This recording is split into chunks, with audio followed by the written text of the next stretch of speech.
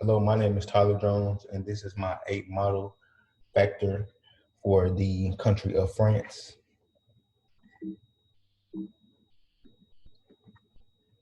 So the next step is historical. So France has one of the best healthcare systems in the world right now.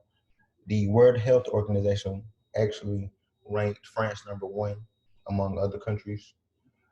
Universal healthcare is granted to all citizens, no matter the age, color, race, uh, income. It doesn't matter. Everybody gets universal health care in France. French healthcare has evolved over time. The ball really started rolling in 1928. Then, as just time progressed, um, France let certain citizens or certain workers gain universal health care. This actually took over a 70-year span to let all citizens get universal health care. The next step is structure. The French health system is dominated by solo based, fee for service, private practice for ambulatory care, and public hospitals for acute care. Citizens can choose what hospital and what doctors they like to see, just like Burger King. Uh, French citizens pretty much have it their way. Ambulatory care is based off of referrals, and majority of the time they are in a private setting. So, like someone's home, for example. Excuse me. Also, patients pay the medical professional for their services. There are also two types of hospitals in France. You have the public hospital, and then you have private sector hospitals. Next, we have financing. So French healthcare is paid by three different sources. So you have taxpayer money. So if you're on a salary, then part of your salary is put in to healthcare.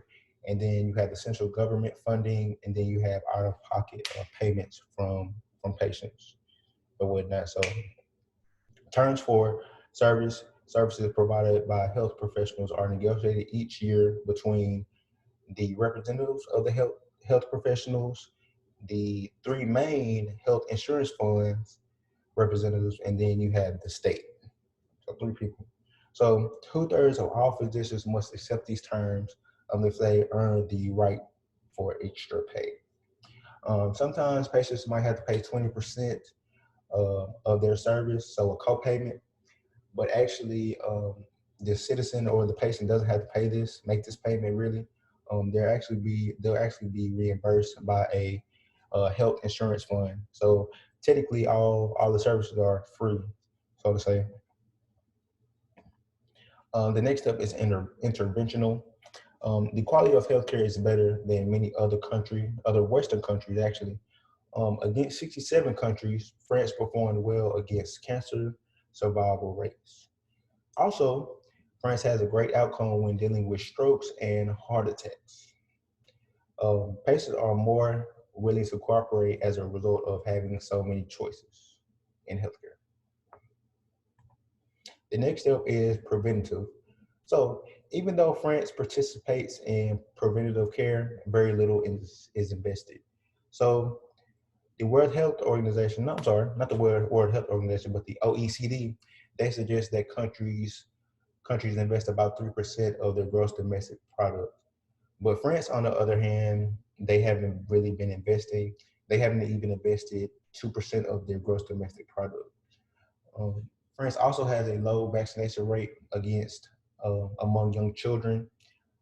For example, only 90% of children were vaccinated against measles in France, but the World Health Organization recommends that 95% of children are vaccinated for measles. As a result, the current president at the time, he actually said that all children must be vaccinated with all 11 vaccines.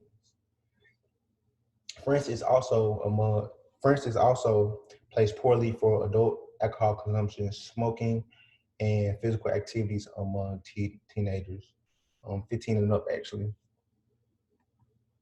The next step is resources. There is up to 230,000 general practitioners. Then there is about 120,000 specialists located in France. So there are about 3.4 health professionals per every 1,000 citizens. At least half of general practitioners and specialists are self-employed. So about 67% of the general practitioners are self-employed, while about 51% of all specialists are self-employed. There's also a volunteering gatekeeping system that lets teenagers over 16 volunteer with pay. Major health issues. Cancer and cardiovascular disease are the two top diseases or reasons for death in France. Cancer causes 29% of deaths in 2014, while cardiovascular disease caused about 25% of deaths in 2014. Alcohol and tobacco are related to lower income citizens. It shows that the unemployed are more likely to smoke. Poverty rates have actually been going up as time has progressed. In France, um, they go up each year by a certain percentage. But back in 2017, the poverty rate was increased to 14%, and that's the highest it's been in recent years. The next up is health disparities. So French quality of care is very high, and they try to avoid major health disparities. There has been many laws that have been put into place to reduce health disparities in France. In 2004, actually, France put the Public Health Act into place.